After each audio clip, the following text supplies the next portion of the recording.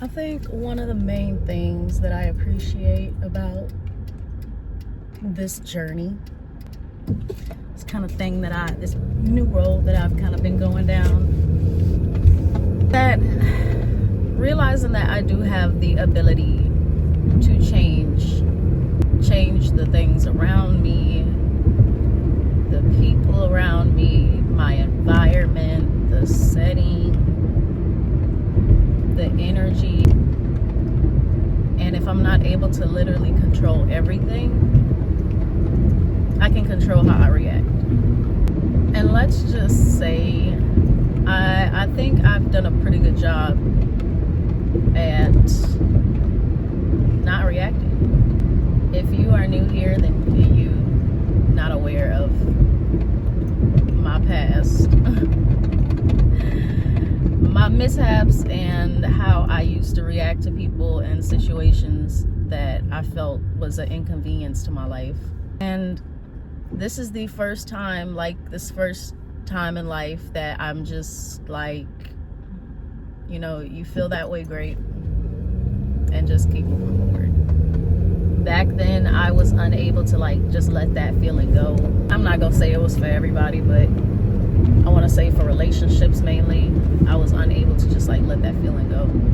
Or even in general, when I was getting into it with family. Sir, I know you see me. Please don't hit me. That made 0 sense at all.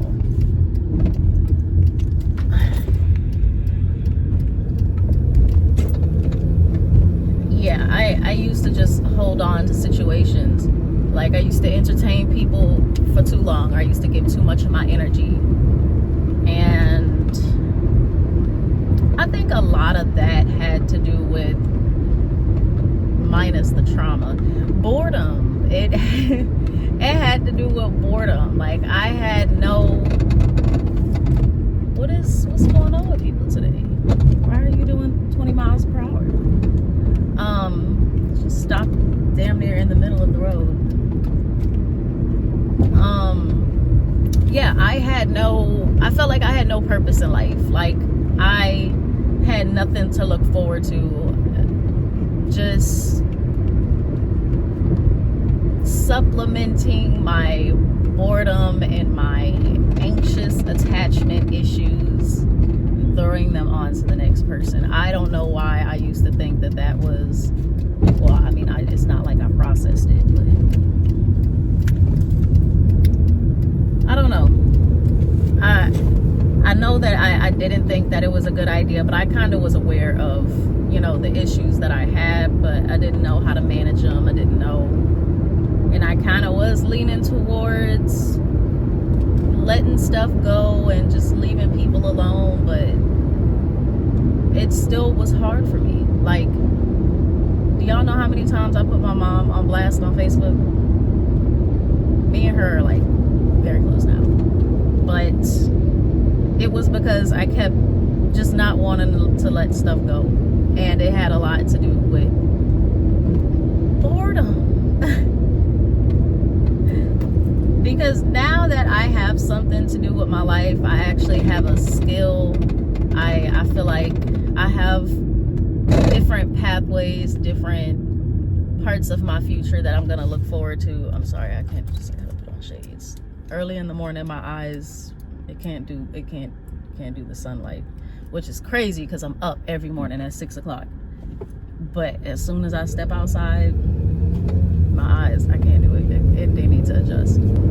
I never thought that I'd be this far down this path of healing, of what I'm going through, of growing, because I never thought that I would be that person that would be able to just let stuff go, just not bring it up. And it's just so weird to explain. It's so weird to explain. I don't really know how to explain it, besides, if you knew me, then you knew me, and if you know me now, then you know me now, and I really don't care. I want to say it probably also had to do with the fact that maybe I wasn't a mother. I didn't have like any responsibility, so I didn't really care about the consequences of my own actions. But now, the last thing somebody is going to do is make me look crazy. Looking crazy is not cute. It is not a flex. I don't know why I thought it was. I don't know why people still think that it is. It's not. But overall, I also didn't want to throw myself too much into one thing and then just try and suffocate my beliefs into that. So I've been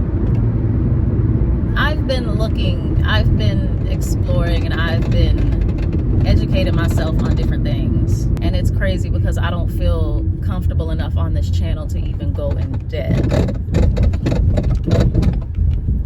because I still have to get used to the fact that I don't like being watched anymore.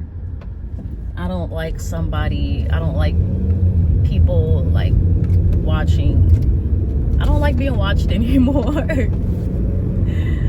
I don't, analytics.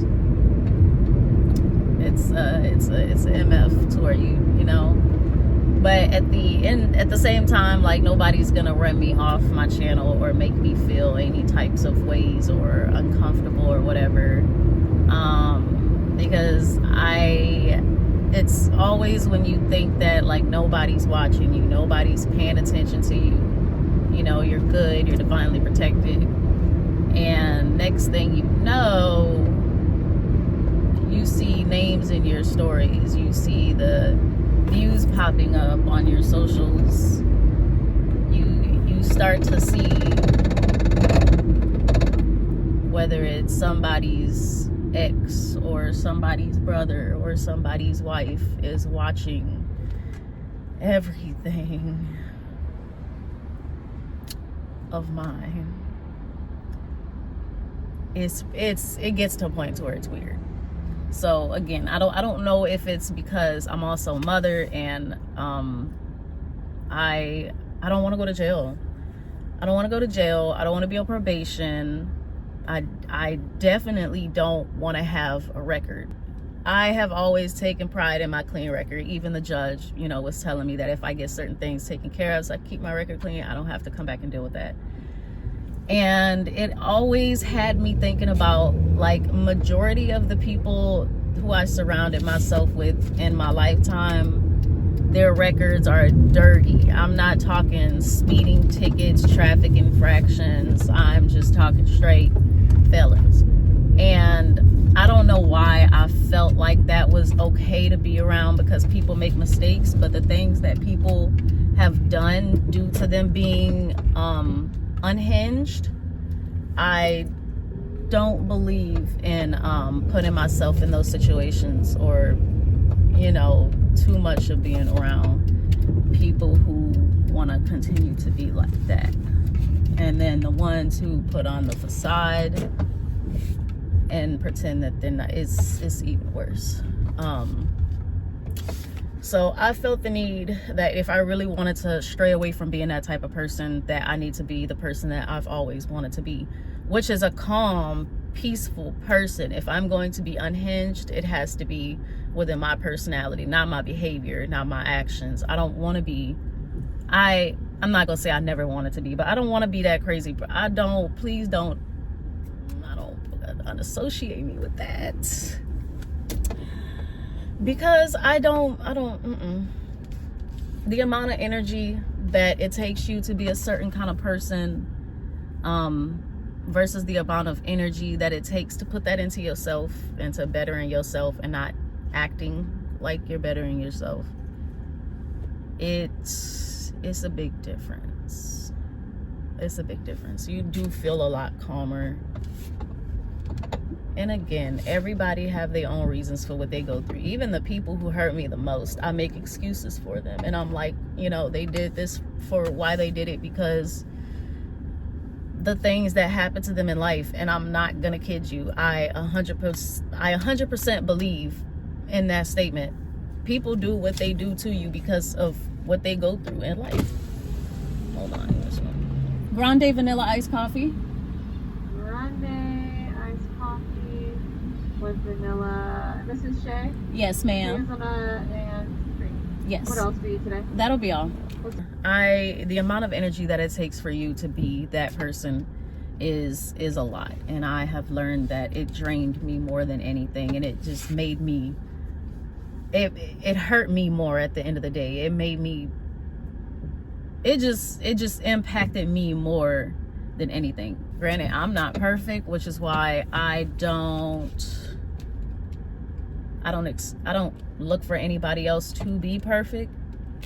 But at the same time, I had to stop making excuses for those people who are, you know, the way that they are, whether they had a 2-parent household, you know, they were able to do everything they wanted to do as a kid. They didn't get beaten and cursed at growing up and downgraded and stuff like that, and they still came out to be the way that they are. I still feel like a lot of things could have happened down the line, which is why you are the way that you are.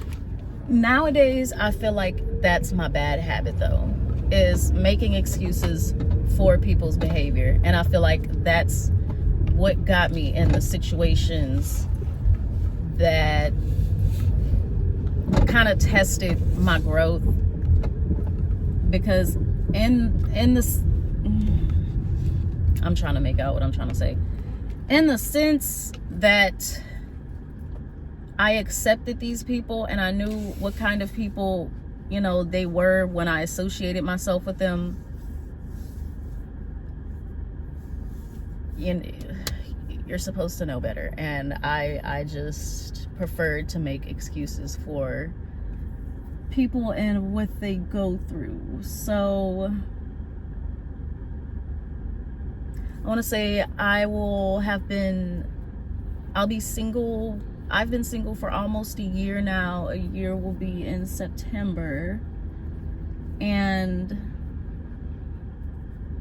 I've never been the type to jump into a relationship after the previous relationship. I couldn't do it. Like, talking to other people, like, yeah, I can do that, but as far as a serious relationship, I cannot do that. I don't know how people are able to do that. I applaud you, but not me. Again, I'm an anxious attachment. I require a different level of love attachment, and you have to be really strong to take that. And I don't know, mine is just a little too overbearing. I just wouldn't dare to put that on nobody. And I've also learned my lesson on just rushing in with people and just settling in with people and just, you know, being like, well, I'm just gonna make this work, you know, being around them because they're not the most perfect person. I'm not the most perfect person, but, you know, we all make mistakes and we're just gonna do with the situation that we're just gonna do with. And I just learned to not be that person anymore, because that's how you end up in situations that you are praying to get out of. And if I can do anything to avoid getting in another situation where I place myself around people that I know I shouldn't be around, I'm going to avoid that at all costs, because it's not worth the mental, it's just not worth it. It's not worth, oh God, it's not worth the headache. It's not worth the irritation. And now those same people are just like, you know, those are the same people that will blame you for, those are the same people that will blame you for being you. Like, instead of looking at what they did as a person and how you reacted to it, or just what they did in general, they are the type of person that's just gonna off the bat just blame the next person for being the next person. And that's just the conclusion that I came up with. No ifs, ands, or buts. So I'm still learning how to be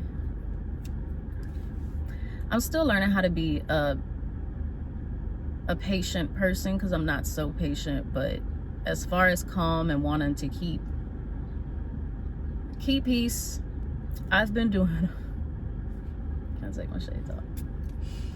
I've been doing a really good job at that. I think maybe if I was unemployed, bored, no skills,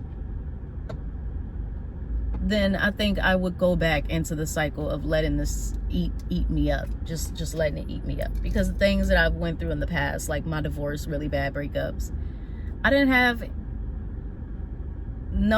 I don't know, I feel like I didn't have a will or any type of ambition to keep pushing, to keep going, to try and better myself and do better for myself. And I know I'm not gonna put up the facade of going to the gym or putting on makeup every day and going out trying to put myself out there, literally, like, just I'm not gonna do that. I feel like it most definitely starts from within yourself. A lot of people cannot be by themselves. They can't sit by themselves. They have to live with somebody. They have to be under somebody, even if that somebody, they don't even know that somebody. Good morning. The chocolate ice, strawberry ice, and a glaze. It costs $0 to be kind. Did you know that? Did you know it costs $0 to be kind? That's what I was saying though. The folks who cannot live alone, who can't be by themselves because they've never actually learned to be by themselves. There's folks who live by themselves for years and they still don't actually be by themselves because they still allow other people in their spaces. Till this day, I've never had a roommate. I don't do roommates. Even at the house I'm at now, I do not have roommates. It's me, myself, and I and my daughter. So I'm not gonna say I've always had a bit of competence, I guess, when it came to my peace. But as far as noticing the things around me on how I really don't want to be that person, and I'm glad that I never, was that person who didn't even realize, because a lot of people don't even realize that that's exactly what they're doing, burrowing themselves under somebody else. And yeah, I cannot be that person. I can't. I've met some nice folks. I really have. I've met some nice gentlemen, some nice women's. But to say that I want to get up under somebody else or even give all of my love and affection, even as a friend, like continuously right now, I can't do that for anybody else other than my daughter. I really can't. I really can't. Emphasis on the can't, because I'm still in my era of healing myself. It's a lot of things that I feel like I did within, the years in high school and my early 20s that I wish I did not do. But the point that I'm trying to make, if you think that the situation that you're in right now is valid and you're watching this video, it's not. It's not valid. The situation that you're in is not valid, and you need to abort the situation. I really think having a skill where I'm moving my hands, I'm moving my feet, I'm interacting with things that are alive. I'm in a really good work environment. I mean, if I had to rate it on a scale of 1 to 5, I'd probably say a 4.1. Because I love where I work. I love what I do. And I know that the only thing that I really can do is just grow, learn more. But dog grooming is not what I'm going to be doing for the rest of my life.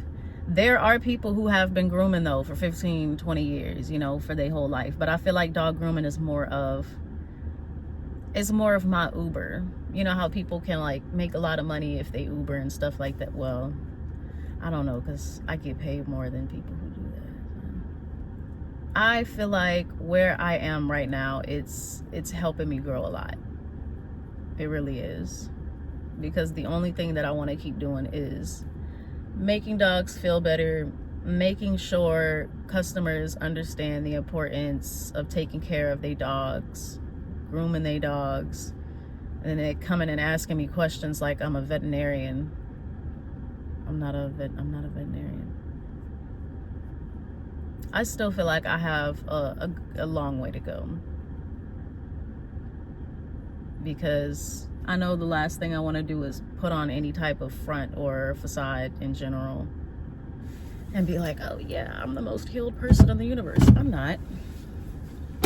I feel like I'm at the point right now of acknowledging is how you say it, recognizing what I need to work on, and I'm slowly working on it.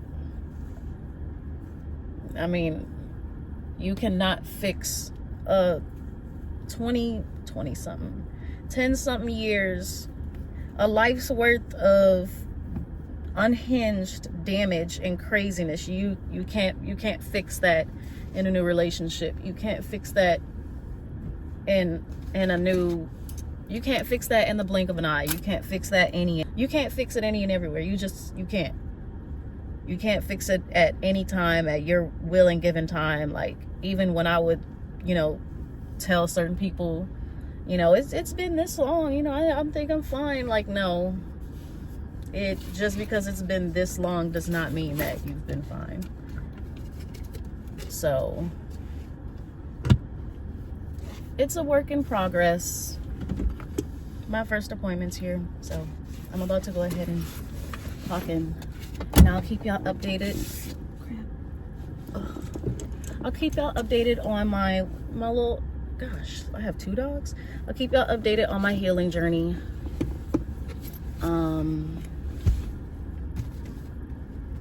Got my donuts. I got my coffee. I got my boho hair on my coffee. I need to take my hair out and wash it and redo it. It's my first time doing bohos. Y'all like it? My 2 dogs are walking in and I'm sitting here talking about bohos. Thank y'all for watching, and if y'all come back, make sure y'all scroll through the rest of my shorts and my videos and be uploading some more stuff. Okay, bye.